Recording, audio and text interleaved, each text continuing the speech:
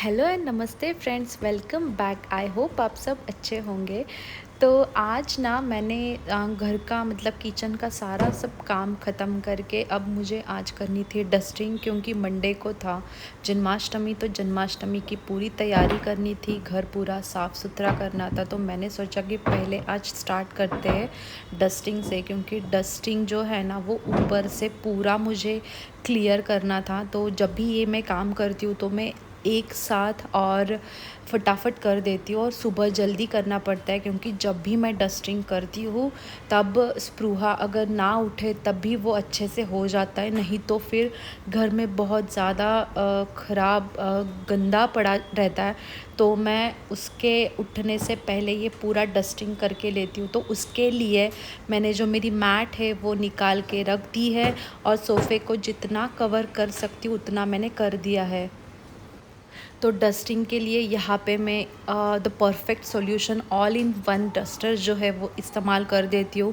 तो ये जो डस्टर है वो मेरा बहुत ज़्यादा काम का है। तो जब भी मुझे ड्राई डस्टिंग करनी रहती है, कुछ भी मतलब हमारे स्पाइडर्स के जो वेब्स आते हैं वो बहुत ज़्यादा आते हैं, तो उसके लिए ना आप कोई भी वेट क्लॉथ इस्तेमाल नहीं कर सकते। तो ये वाला जो डस्टर है ना वो काफ़ी यूज़फुल है। तो इसकी जो हाइट है वो एडजस्टेबल है, तो आप इससे अच्छे से जो भी आपको डस्टिंग करनी है वो कर सकते हो। तो यहाँ पे आप देख सकते हो जो भी जाले वगैरह रहेंगे कॉर्नर में या फिर ऊपर कुछ भी दिख रहा होगा, वो सारा इजीली इससे निकल जाता है।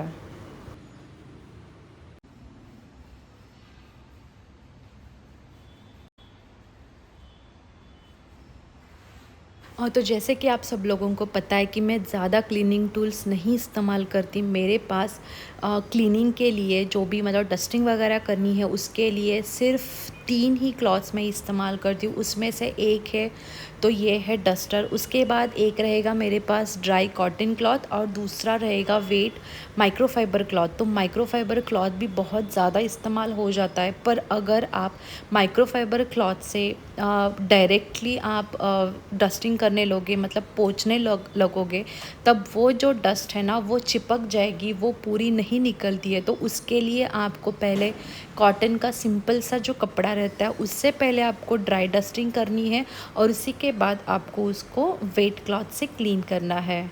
तो यहाँ पे आपसे बातें करते करते मेरा पूरा जो लिविंग है वो ड्राई डस्ट हुआ है।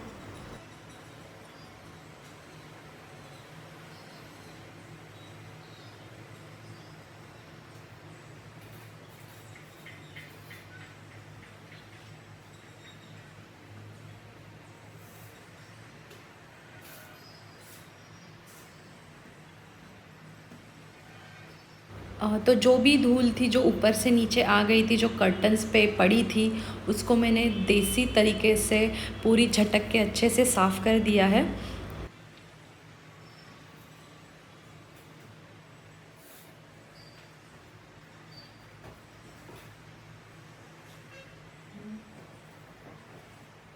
उसके बाद ये जो मेरा पार्टीशन का यूनिट है ना, उस पे जो ग्लास है वो डेली बेसिस पे उस पे इतनी धूल जमा हो जाती है, तो उसको मैं डेली नीचे के जहाँ तक मेरा हाथ पहुँचता है वो तो मैं डेली साफ़ कर देती हूँ।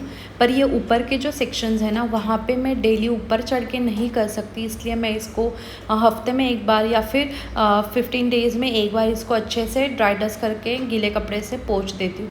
तो ये जो यूनिट है ना, यहाँ पे ये जो मेटल का पीस उन्होंने लगाया है ना वो सिर्फ ग्लू स्टिक किया है, तो बहुत ज़्यादा डेलिकेट है, तो उसको बहुत ज़्यादा मतलब हिला नहीं सकते, उसको पकड़ के कुछ भी नहीं करना है। तो ये सिर्फ एक शो पीस जैसा है, तो इसको भी अच्छी तरीके से पोंछना पड़ता है। पर एक बात तो है, ये जो पीस है ना इसकी वजह से बहुत ज़्यादा जगह जो है ना वो बहुत कम पड़ी है, मतलब लिविंग और डाइनिंग को पार्टीशन देने के लिए भी आपको मतलब ये यूनिट उन्होंने दिया है ना, पर उस यूनिट से बहुत ज़्यादा जगह गई है।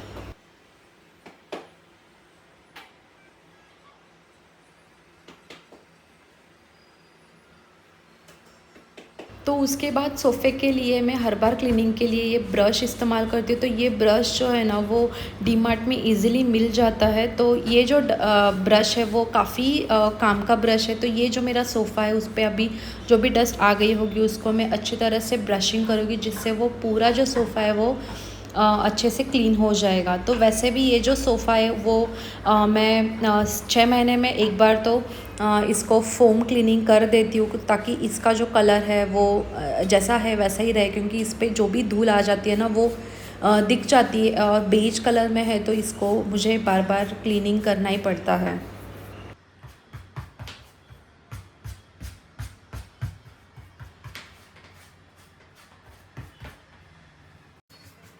तो क्लीनिंग की कोई इस तरह की चीज़ें भी है कि जो आप मतलब अफोर्डेबल है, आपको इजीली मिल जाएगी मार्केट में, वैसी ही चीज़ें हैं, तो आप ऐसी चीज़ें इस्तेमाल करो जो आपको इजीली मिल रही है और जो यूज़फुल भी है।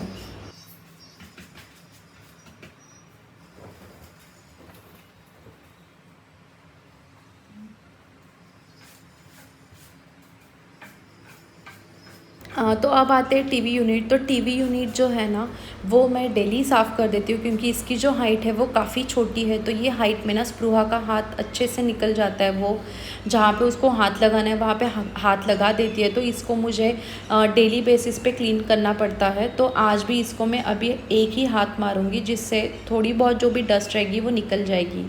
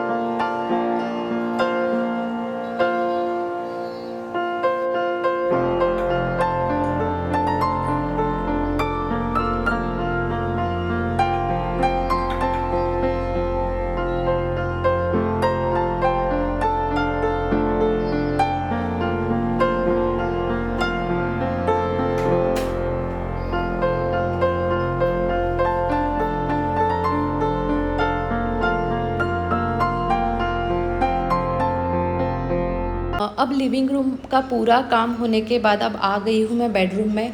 तो बेडरूम में जो भी मतलब ब्लैंकेट्स वगैरह जो भी रहेगा, जो मुझे उसके ड्रॉवर्स में वगैरह रखना है, वो अच्छे से मैं रखने के बाद ही इस यहाँ पे डस्टिंग स्टार्ट करूँगी। नहीं तो ये सारी चीज़ें भी फिर गंदी होगी, इसको भी फिर क्लीनिंग करना पड़ेगा। और वैसे भी बेडशीट्स तो मुझे चेंज करने ही थे, तो जो भी डस्ट बेडशीट पे आ जाएगी वो तो वैसे भी क्लीन हो जाएगी। तो जो भी आपके घर में कोई भी चीज़ रहेगी उसको एक डेडिकेटेड प्लेस चाहिए, नहीं तो वो आपके घर में क्लटर कर देगी। और अगर आपके घर में वो क्लटर कर रही है तो वो आपका घर बिल्कुल भी ऑर्गेनाइज नहीं दिखाई दी। तो हर चीज़ के लिए एक पर्टिकुलर प्लेस रखिए, और जब भी आपका काम रहेगा तब भी मतलब काम होने के बाद उसको उसकी जगह पे ठीक से रखिए, जिससे कि आपको वो नेक्स्ट टाइम के लिए वो उधर मिल जाए।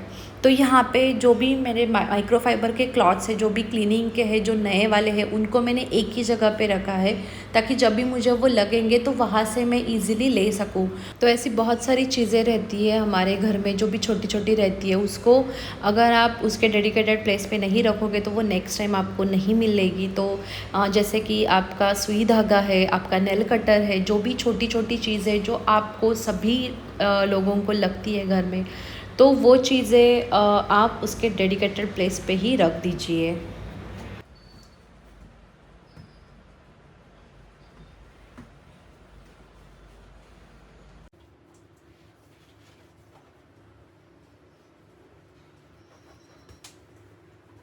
तो जैसे कि आप लोगों को पता है कि हैदराबाद का जो क्लाइमेट है वो बहुत ज़्यादा ड्राई है, और उससे ना बहुत ज़्यादा डस्ट घर में आ जाती है। तो अगर आप 2 दिन में एक बार भी डस्टिंग करो तो भी आपको हर जगह पे धूल दिखाई देगी। तो यहाँ पे भी अभी मैं ये 10 दिन में एक बार या 15 दिन में एक बार तो क्लीन कर देती हूँ। तो आप देख सकते हो यहाँ पे कितनी ज़्यादा डस्ट जमा हो गई है।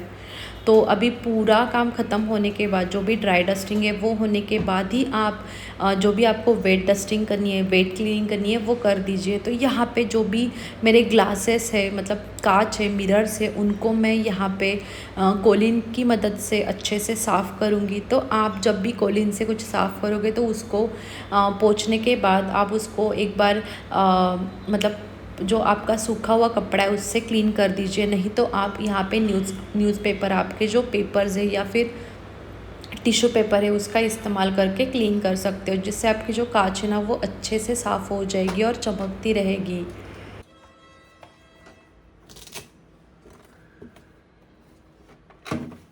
उसके बाद हमारा जो ड्रेसिंग टेबल रहती है, वहाँ पे कुछ चीज़ें ऐसी रहती है कि जो आपको डेली बार बार लगती है, और उन चीज़ों के लिए आप कभी वार्डरोब में जगह नहीं बना सकते हो। तो वैसी जो चीज़ें हैं ना वो आपके घर को क्लटर्ड कर देती है। तो उसको अच्छी तरह से रखने के लिए, उस जगह को आपको डिक्लटर करने के लिए, आप एक ऐसा बॉक्स ले लीजिए, उसमें आप सारी चीज़ें रख सकते हो। तो आपको जो भी चीज़ें ऐसी है कि आपको डेली लगती है और आप उसको कबर्ड में नहीं रखना चाहते, उसको आप इस तरह का बॉक्स इस्तेमाल कर सकते हो, जिसमें आप जो भी आपको चाहिए वो आप उसमें थ्रो आउट कर सकते हो।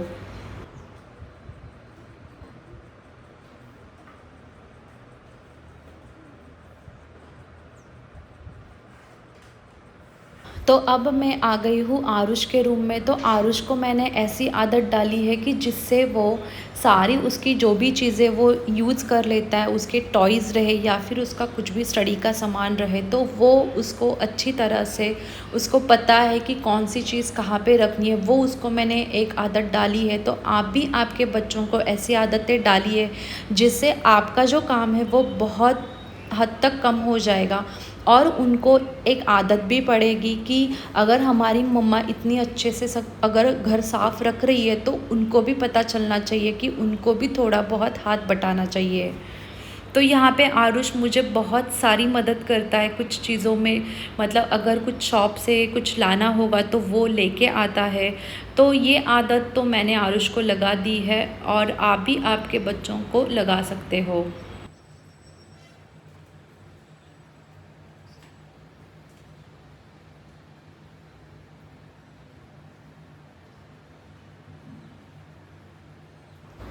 इस तरह से मेरी जो सारी जो भी रूम है, जो भी मुझे डस्टिंग करनी थी, जो भी मुझे क्लीनिंग करनी थी, वो मैंने अच्छी तरह से कर दी है। उसके बाद अब मेरी जो मेड है वो आ जाएगी, तो उसी के टाइम पे मेरा पूरा जो काम है वो ख़त्म हुआ था।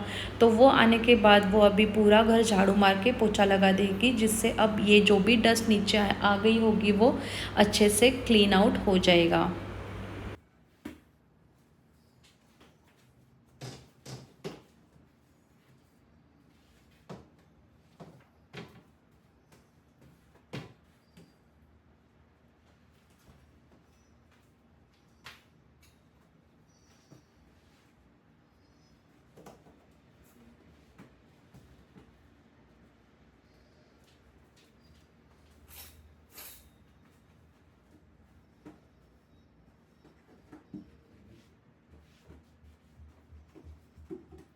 तो यहाँ पे आप देख सकते हो जो मेरा डस्टर है वो कितना गंदा हो गया, और ये इस तरह का डस्टर है कि जिससे ये जो ऊपर का जो क्लॉथ है वो आप इजीली रिमूव कर सकते हो और उसको अच्छे से धो के रख सकते हो। तो अभी इसको मैं अच्छे से धो के इसको रीयूज़ करूँगी।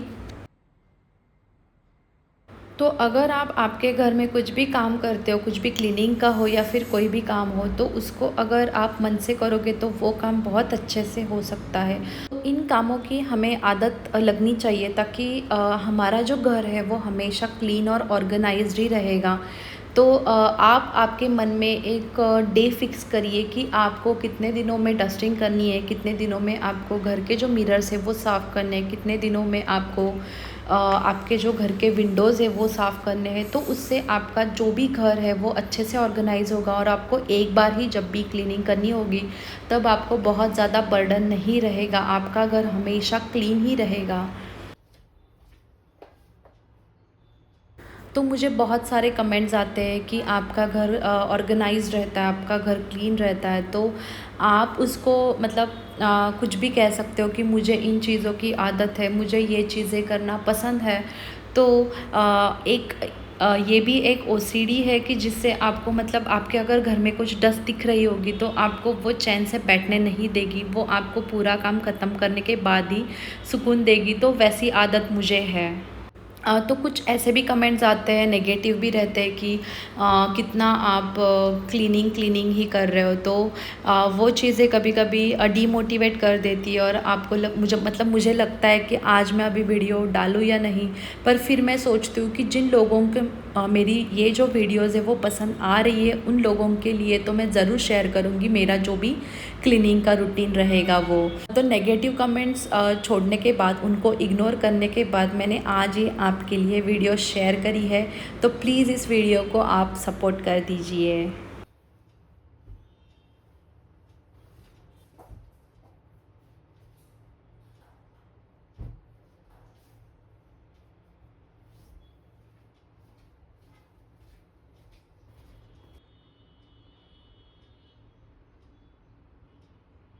तो इस तरह से मेरा जो घर है वो फेस्टिवल रेडी हो गया है। और इस तरह की क्लीनिंग करने के बाद ही आप अगर फेस्टिवल्स के लिए रेडी हो जाओगे तब भी आपको अच्छा लगेगा और वो फेस्टिवल भी आपकी तरफ से बहुत अच्छे से सेलिब्रेट हो सकता है।